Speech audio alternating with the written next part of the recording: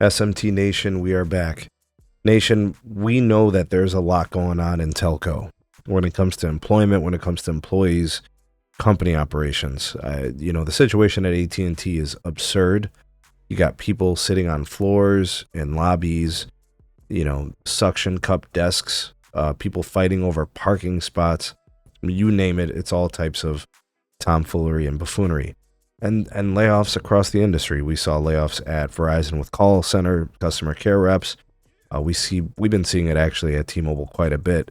And I'm going to tell you guys a little bit about that in some detail because they're trying to avoid mass layoffs that get the attention of media. But it's all crazy. But I wanted to kind of elaborate on something that we believe is happening at T-Mobile. So over the course of the last several years, this goes back to the close of the merger, we have seen tens of thousands of employees eliminated, right? Positions gone, layoffs, engineers, retail, customer care, whatever. All right, all types of downsizing at T-Mobile, right? We're hearing, and this is from a source that claims to be very close, I'm guessing, that they're at the company, in the company, and they're speaking to it. A bit of a whistleblower, I suppose. B2B layoffs are confirmed, according to the source. Customer care layoffs have been systematically staggered throughout different parts of the year. So we've seen that workforce kind of shrinking. We're probably anticipating additional retail eliminations in the near term. That's been happening for like the last 3-4 years. So no surprises there. We've seen complete closed stores, right? Closures across many different redundant locations after Sprint. We've seen T-Force eliminations. I'm a little bit more reserved on this next piece, but RAM positions possibly being reduced. That one I can't confirm, but it's mentioned as a possibility. All I know is that a lot of weird things are going on, and there's a lot of, unknown, but we should learn things pretty soon. Currently, some call center reps are being trained as tech support.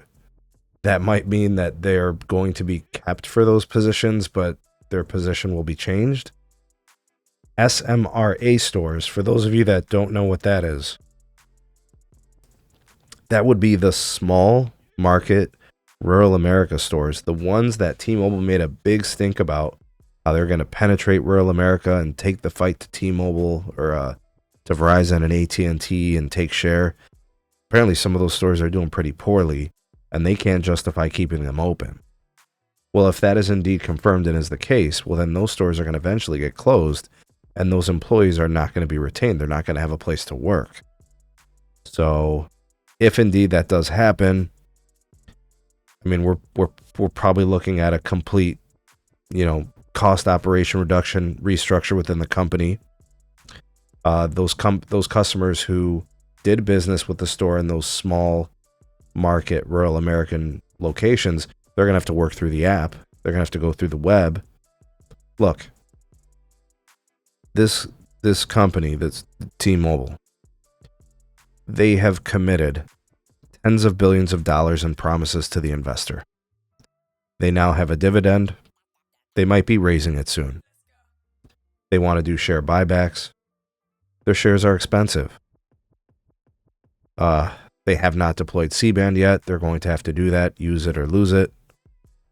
They've got to pay for the U.S. Cellular deal. They want to buy Metronet, Lumos. They want to get into fiber. Do you guys get what I'm saying? There's reason to believe that these things have a possibility or probability that some may occur or all could occur. So we're going to find out soon, because the timeline on some of these initiatives, according to the sources, indicate first quarter of 2025. Well, it's January 14th at the time of this recording. We're in Q1 of 2025.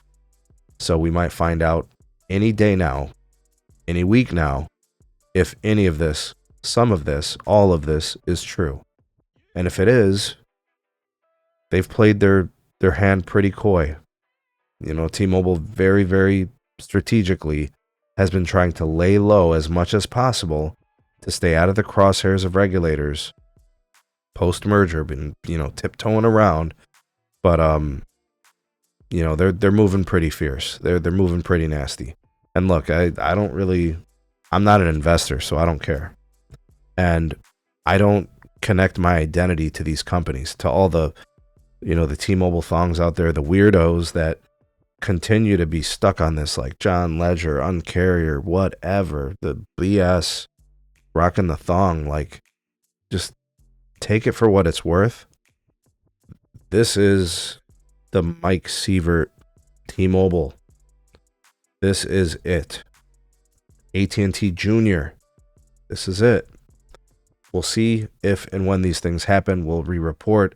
I expect some, if not most of these things to actually be the case because they've been happening. It's just when stuff happens in darkness, eventually it comes to light. And I hope for the people that eventually are impacted by this, bounce back, find a better job, make more money, and are happier. Because I know some people have some pretty negative sentiment towards T-Mobile as an employer since 2020. But what do you guys think about all this? Sound off in the comment section below. You're the voice of the people, the SMT Nation. Let your voice be heard. Like, share, and subscribe for more. We'll see you guys on the next video.